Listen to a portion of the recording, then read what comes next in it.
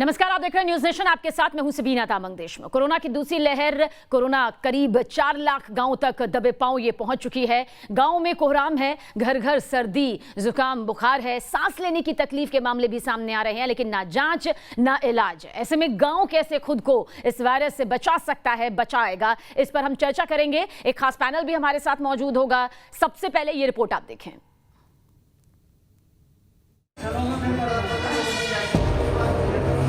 30 से 45 दिन के बीच में कोई ऐसा दिन नहीं था जिस दिन गांव के अंदर 2 से 3 मृत्यु ना हो रही हो। अभी यहाँ पर गांव के अंदर घर घर में हर व्यक्ति को बुखार और खांसी जैसी समस्याएं हैं। उसके बावजूद यहाँ पर कोई भी स्वास्थ्य शिविर नहीं लगाया गया। बहुत निकलेगा मरीज, घर घर में पड़ा है, 2-2 4-4 आदमी हर घर में। भगवान के भरोसे मैनेज कर रहे हैं सर।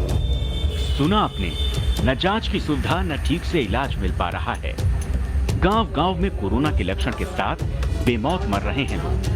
कोरोना की इस दूसरी लहर में गांवों में हाहाकार मचा है। लोग मर रहे हैं और पता भी नहीं चल रहा कि संक्रमण था या नहीं। उत्तर प्रदेश के ग्रेटर नोएडा जलालपुर गांव के इस परिवार पर तो पहाड़ सा दर्द टूट पड़ा। इस गांव में कलेजे को कपा देने वाली घटना सामने आई। गांव में एक बेटे को मुखाग्नि देकर लौटे पिता ने सपने में भी नहीं सोचा था कि घर लौटते ही उसे दूसरे बेटे को कांधा देना पड़ेगा। कोरोना वायरस ने 8 घंटे के भीतर 2 जवान बेटों की जान ले ली। यूपी के गांव में कोरोना संक्रमण की हकीकत भले ही कागज पर उतनी न दिख रही हो, लेकिन जमीन पर स्थिति भयावह है।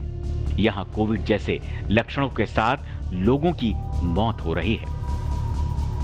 स्थानीय ग्रामीणों का आरोप है कि प्रशासन की तरफ से गांव में कोरोना से निपटने के लिए कोई इंतजाम नहीं है। अगर गांव में कोविड टेस्ट कराया जाए तो घर घर में कोरोना का एक मरीज निकलेगा। राजस्थान के गांवों में भी घर घर में सर्दी खांसी के मरीज मिल रहे हैं। वहां गांवों में इलाज और जांच की सुविधा न होने से ग्रामीण झोला छाप डॉक्टरों के सहारे हैं और एक के बाद एक बीमार लोग तड़पते हुए दम तोड़ रहे हैं।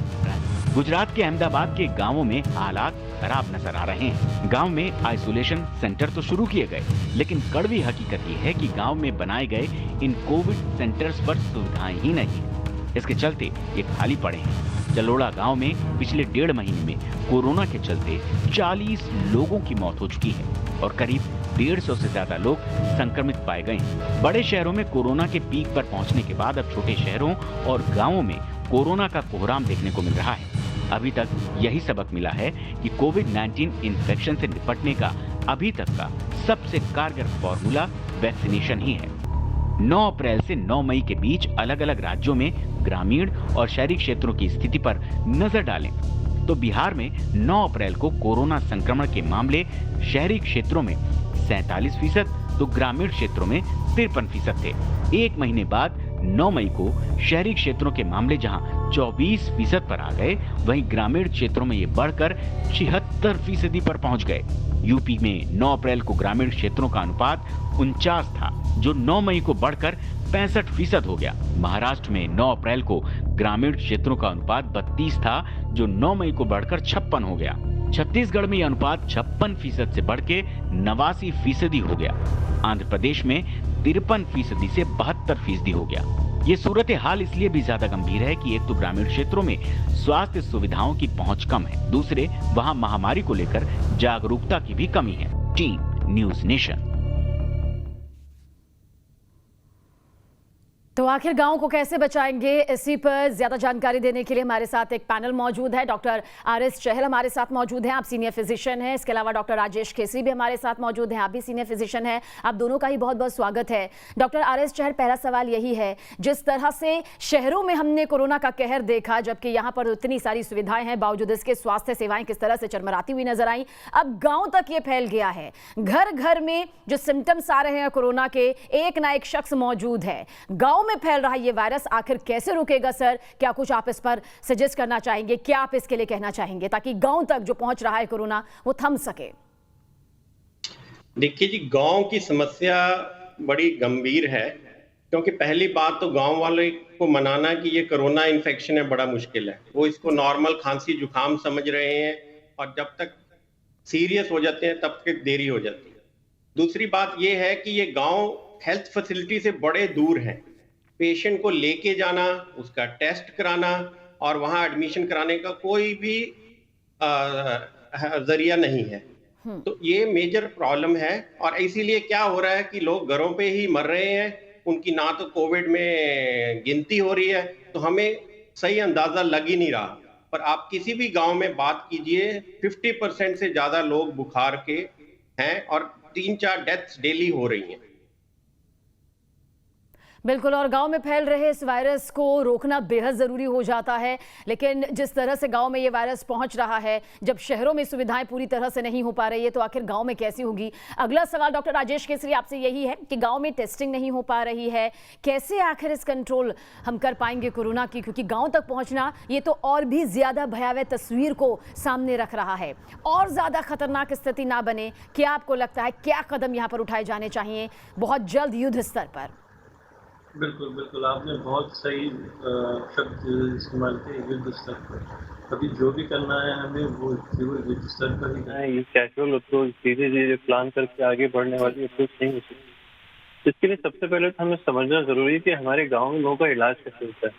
देखिए, ज़्यादातर गाँव में न तो अस्पताल होते हैं, न हेल्थ फैसिलिटी होती है। ज़्यादातर गाँव में जो आप दिखा भी रहे हैं, तो हम सुन भी रहे हैं, वो डॉक्टर होते हैं, RMP डॉक्टर, जिनको हम झोला छाप डॉक्टर बोलते हैं। और जो जैसे डॉक्टर चहल ने बताया, और जो हमारे मरीज और लोग जो हमें भी इंफॉर्मेशन दे रहे हैं, जो गांव में उनके घर हैं, जो गांव से बिलोंग करते हैं, कि ज्यादातर ये बीमार लोग ऐसे डॉक्टरों के पास, चिकित्सकों के पास जाते हैं जो उनका इलाज कर रहे हैं।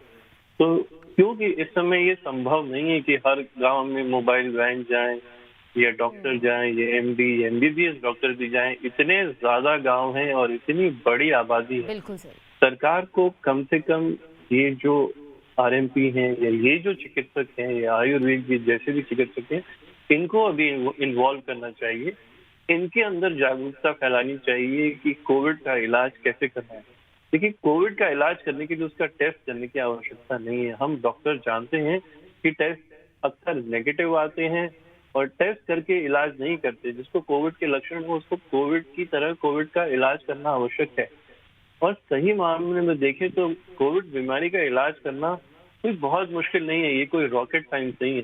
जो दवाइयाँ देते हैं वो ज्यादातर कॉमन दवाइयाँ हैं, कुछ दवाइयों को छोड़ के, और वो जगह जगह उपलब्ध भी हो सकती हैं। मैं तो कहता हूँ कि every cloud has a silver lining. एक बहुत बड़ी बात ये है कि ज्यादातर गाँव में छोटे डॉक्टर, ये जो झोला छाप डॉक्टर होते थे, हर बीमारी के लिए लोगों को स्टेरॉइड के इंजेक्शन लगाया करते थे, जिसकी वजह से हम यहाँ पे परेशान होते थे कि लोग कॉम्प्लिकेशन देख के हमारे पास आते थे। लेकिन इस समय ये स्टेरॉइड का इंजेक्शन जो है जान बचाने वाला हो सकता है कोविड के मरीज के लिए। अभी हमें जागरूकता फैलाना बहुत जरूरी है इन गाँव में, इन छोटे कस्बों में, कि ये जो बीमारी लोगों घर घर में हो रही है, ये कोविड है। मेरे ख्याल से एक बहुत बड़ी समस्या ये है कि लोग अभी भी इसको मानने के लिए तैयार नहीं है कि जो सर्दी जुकाम की बीमारी है ये कोविड है, ये टाइफाइड नहीं है, ये मलेरिया नहीं है। ज्यादातर लोग टाइफाइड, मलेरिया का इलाज कर रहे हैं और जब उनकी सांस फूलने लग जाती है तब वो अस्पताल के लिए दौड़ते हैं। तो कम से कम लोगों को ये बात पता चल जाए, ये एहसास दिला दिया जाए कि अभी जो बीमारी फैल रही है ये कोविड है। इसका पहले दिन से इलाज करिए, इसके लिए ऑक्सीजन मॉनिटर करिए। किसी की सांस फूले तो उसको गाँव से ले जाइए, जहाँ पे ऑक्सीजन का इलाज मुहैया हो सकता है वहाँ पे करवाइए।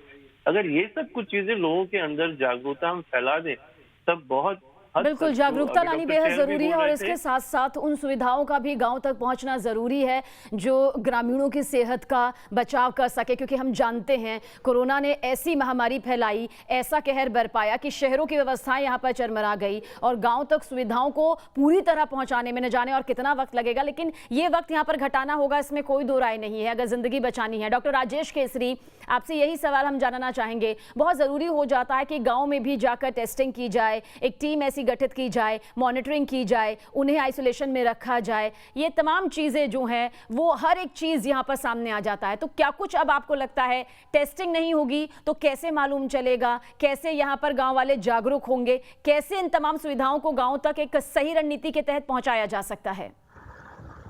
देखिए, मेरे ख्याल से टेस्टिंग करना भी जरूरी है, लेकिन टेस्टिंग से पहले अगर कोई भी सिम्टम है उसका इलाज करना जरूरी है। क्योंकि हम फिजिशियन हैं, हम डॉक्टर हैं, हम जानते हैं कि सबसे पहले आदमी को इलाज मुहैया करना जरूरी है और वो इलाज शुरू करने के लिए हमें टेस्टिंग करने की आवश्यकता नहीं है। और अभी जो हमें करना है इसके लिए हमें जरूरी नहीं है कि हर गांव में हर जगह केवल डॉक्टर ही जाए। जो पैरामेडिकल स्टाफ हैं, ट्रेन नर्सेज हैं, ये सब भी इस काम में बहुत मदद कर सकती हैं। पेशेंट को देख सकती जी। हैं, उनके टेम्परेचर, वाइटल, ऑक्सीजन लेके सेग्रीगेट कर सकती हैं कि कौन से पेशेंट सीरियस होने वाले हैं, किनको क्या कॉम्प्लिकेशन है, किनको बिल्कुल, ये diabetes पूरी है, किनको मॉनिटरिंग नहीं यहाँ है। पर करनी होगी, तो पूरी टीम यहाँ पर गांव भेजनी होगी, गांव-गांव तक जानी होगी। हालांकि दायरा बहुत बड़ा है, इसमें कोई शक नहीं है, लेकिन किस तरह से इस दायरे को अब कम करना पड़ेगा, क्योंकि यही वक्त की जरूरत है। डॉक्टर आरएस चहल, आपसे यहाँ पर जानना चाहेंगे, गाँव में स्मार्टफोन्स नहीं होते, गाँव में जो कनेक्शन होता है वो अब भी बहुत ढीला है, इक्का दुक्का जो होते हैं वही सभी की नज़र में रहते हैं। लेकिन अगर हम तकनीकी तौर पर इतना कमजोर हो जाएंगे गांव के लिहाज से, तो फिर कैसे कोरोना जैसी महामारी को गांव में और बड़े स्तर तक फैलने से रोक सकेंगे? देखो, जैसे डॉक्टर राजेश ने बोला है कि हम एकदम अभी हेल्थ केयर वर्कर पैदा नहीं कर सकते कि सबको गांव भेज दें। हमें जो लिमिटेड फैसिलिटी गांव में है उसी को यूटिलाइज करना पड़ेगा। हमें पंचायतों का एक इन्वॉल्व करना पड़ेगा, उनको बेसिक किट्स, जैसे गांव में आधे लोगों के पास थर्मामीटर नहीं होता, पल्स ऑक्सीमीटर नहीं होता, बुखार की, खांसी की दवाई नहीं होती, ये बेसिक चीजें भेजनी पड़ेंगी वहां। देख, कोरोना के 1-1.5 साल में हमें ये बहुत जो चीज पता लगी है कि क्या नहीं करना। अब इसकी ट्रीटमेंट बड़ी सिंप्लीफाई हो गई है और ये कोई ऐसा रॉकेट साइंस नहीं है, डॉक्टर साहब ने बताया ही है कि हमें यही है कि किस किस टाइम पे क्या करना है। हमें ये जान लेना चाहिए कि आज के वैक्सीनेशन फिर आखिर वहां पर कैसे होगा? चलिए, ये सामग्री वहां पर पहुंचा दी जाएगी, लेकिन वैक्सीनेशन के जरिए जो आप रजिस्ट्रेशन करवाते हैं वो स्मार्टफोन के जरिए करवाते हैं। गांव में वैसे ही स्थिति शिक्षा को लेकर कैसी है, उससे हर कोई हम वाकिफ हैं। कैसे वो अपना नाम दर्ज करवाएंगे, वो स्लॉट यहाँ पर पाएंगे? इसके लिए क्या नीति यहाँ पर होनी चाहिए ताकि उन्हें दिक्कत ना हो और जल्द से जल्द उनका वैक्सीनेशन हो जाए बिना किसी डर, बिना किसी तकलीफ के? देखो, ये तो देखा गया कि हमें कोई रिजिड पॉलिसी से अगर चलें कि हम कोविन ऐप से ही रजिस्ट्रेशन करके वैक्सीनेशन कंट्री का करेंगे, जहां की कोविन ऐप में आप रजिस्ट्रेशन नहीं कर सकते, तो हमको अपना दरिया चेंज करना पड़ेगा। ये तो नहीं है कि पहले हमने कहा था हम ये वैक्सीन बाहर का नहीं लेंगे, फाइजर की हम ट्रायल करेंगे, उसको आने नहीं देंगे, मोनोक्लोनल एंटीबॉडीज का में इंडिया में ब्रिजिंग ट्रायल्स होंगे। अब हालात ऐसे हो गए हैं कि हमने सबको बोल दिया कि कोई भी रिकॉग्नाइज्ड वैक्सीन है वो इंडिया में आ जाएगा। ऐसे ही या रजिस्ट्रेशन क्या है, कल को अगर लग रहा है सरकार को बदलना पड़ेगा कि ये रजिस्ट्रेशन वहां नहीं हो रही, ऑनलाइन नहीं हो रहा है, मैन्युअल रजिस्ट्रेशन से वैक्सीनेशन कर सकते हैं, तो ये बहुत जरूरी है, क्योंकि वैक्सीनेशन ही एक दरिया है इस बीमारी से दूर जाने का। ये आज हमने देख लिया कि अमेरिका आज के दिन में मास्क फ्री हो गया, इसीलिए क्योंकि उन्होंने वैक्सीनेट किया है। और हम आज की दौर में ये लड़ रहे हैं कि हमारे पास ऑक्सीजन है कि नहीं है, हमारे लोगों को पैरासिटामोल, ऑक्सीमीटर ये मिल रहे हैं कि नहीं मिल रहे, हमारे गांव तक कोई झोला छाप डॉक्टर भी पहुंच रहे हैं कि नहीं पहुंच रहे। तो ये फर्क तो है, पॉलिसी का तो फर्क है। तो ये डेमोक्रेसी में बड़ा जरूरी होता है कि सिटीजन्स रिस्पॉन्सिबल हो और इंस्टीट्यूशंस और गवर्नमेंट अकाउंटेबल हो। बिल्कुल, जो कमियों की एक फहरिस्त यहाँ पर सर आप लोग बता रहे हैं, उन्हें दूर करना बहुत ज़रूरी है, वो भी जल्द से जल्द, तभी गांव को कोरोना जैसी महामारी की चपेट में और ज़्यादा आने से बचाया जा सकेगा। यानी कि जिस जागरूकता का भी जिक्र आप यहाँ पर कर रहे थे, जिन सुविधाओं को भेजने का जिक्र यहाँ पर कर रहे हैं, वैक्सीनेशन ऐप का जिक्र जो आप सर कर रहे हैं कि कुछ तो पद्धति में बदलाव यहाँ पर लाना होगा। डॉक्टर राजेश केसरी, शहरों पर फोकस किया गया, इसमें कोई शक नहीं। ऑक्सीजन की कमी आई तो ऑक्सीजन प्लांट, ऑक्सीजन कंसंट्रेटर्स, तमाम चीज़ें जल्द युद्ध स्तर पर हमने देखा, बहुत एक रणनीति के तहत देखा कि अब जगह जगह पहुंचाई जा रही हैं। आपको लगता है कि सारा फोकस शहरों पर रह गया, गांव में भी ऐसा हो सकता है, ऐसे हालात का सामना वहां पर करना पड़ सकता है, इसे नजरअंदाज किया गया या फिर एक अनदेखी यहां पर हुई, इसीलिए अब गांव के हालात यहां पर बिगड़ते जा रहे हैं? देखिए, जो अफसोस के साथ कह रहा हूँ, बहुत अफसोस के साथ, जो प्रक्रिया शहरों में हुई वही प्रक्रिया अब गांव में फैल रही है। देखिए, जो लोग पॉलिसी बना रहे हैं, जो लोग एडमिनिस्ट्रेटिव मैनेजमेंट में हैं, जो लोग पब्लिक हेल्थ केयर में हैं, उनको इन सब चीजों के बारे में पता होना चाहिए, और पता होना चाहिए ही होता है, क्योंकि वो भी डॉक्टर्स होते हैं, वो भी प्रोफेशनल होते हैं, वो सालों साल इस चीज को देख रहे हैं। जब ये बम फूटा कोरोना का, जब ये सेकेंड वेव शुरू हुआ, इस सेकेंड वेव की शुरुआत में, जैसे मैं फिजिशियन हूँ, डॉक्टर चहल है, हम सबने पहले दिनों में भाप लिया था कि आने वाले 15-20 दिनों में क्या होने वाला है, कितने मरीजों की तादाद अस्पताल में पहुंचेगी। हम सब लोग इसके बारे में चर्चा कर रहे थे अपने मेडिकल फोरम पे, सबने इसके बारे में कहा और एक तरीके से वार्निंग दी कि अभी बहुत बुरा समय आने वाला है आगे आने वाले 15-20 दिनों में। इसी प्रकार आज से 2 हफ्ते 3 हफ्ते पहले ये बिल्कुल साफ दिखाई दे रहा था कि जब कोरोना की ऐसी लहर फैली है शहरों में, दिल्ली जैसे शहर में, मुंबई से, वहां से लोग अपने गांव में जा रहे हैं। इतना बड़ा कुंभ मेला हुआ जहां पे 1800% ज्यादा लोगों का इंफेक्शन हुआ, उनकी मौत हुई केवल 24 दिन के अंदर। वो सब लोग अपने गांव में गए, अपने घरों में गए। तो ये बात तो आपको 1-1.5 महीने पहले पता थी कि अब गांव में और छोटे शहरों में क्या होने वाला है। ये मैं फिर बोल रहा हूँ, ये कोई आपको वेदर प्रेडिक्शन नहीं है। इसके लिए आपको इतनी फोरकास्टिंग और मॉडलिंग नहीं करनी है। तो साफ पता है कि आदमी शहर से अपने गांव घर जा रहा है, वो बीमारी लेके जा रहा है। और गांव में सब जानते हैं कि न्यूक्लियर फैमिली नहीं होती, बड़े परिवार होते हैं, सब एक साथ रहते हैं। गांव में कौन मास्क पहन के रहेगा? एक बीमार आदमी अगर गांव में जाता है तो अपने परिवार को बीमार करता है, उसके परिवार वाले सब गांव में एक साथ बैठते हैं, खाते पीते हैं, वो एक दूसरे को बीमार करते हैं।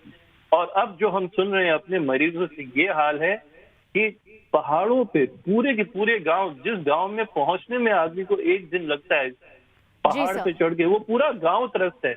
आपने दिल्ली के पास ग्रेटर नोएडा की तस्वीर दिखाई, क्या हाल है।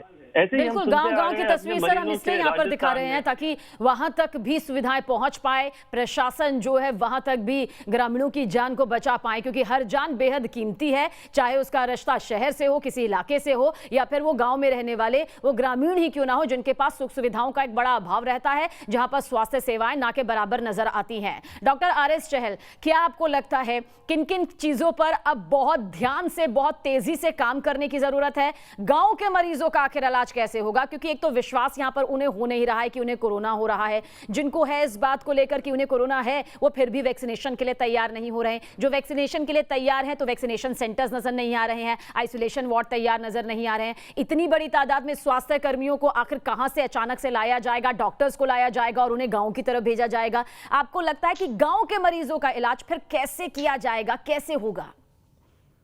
देखो, सबसे जरूरी है कि गांव में एजुकेशन लेवल बढ़ाना, ये बढ़ाना कि किसी को भी कोई भी सिम्टम ऐसे हो, बुखार हो, खांसी हो, दस्त लगे हो, इन लोगों को इमीडिएटली अपने आप को दूसरी फैमिली से अलग कर लेना चाहिए। नहीं तो ये क्या हो रहा है कि पूरी की पूरी फैमिली इन्फेक्ट हो रही है और उनको लेके जाना हॉस्पिटल बड़ा मुश्किल हो रहा है। तो ये बीमारी अगर ठीक होती है 5-7 दिन के बाद हमें पता लग जाता है, आदमी ठीक होने लग जाता है। बड़े कम 1-2% लोगों को जरूरत पड़ती है जिनको हॉस्पिटल ले जाना पड़ेगा। प्रॉब्लम ये है कि गांव वाले अब भी सोचते हैं कि नॉर्मल खांसी जुकाम है और सारे लोग एक साथ रहते हैं, उसकी सेवा करने लग जाते हैं बिना प्रिकॉशंस लिए, और पूरे का पूरा गांव बर्बाद हो जाता है।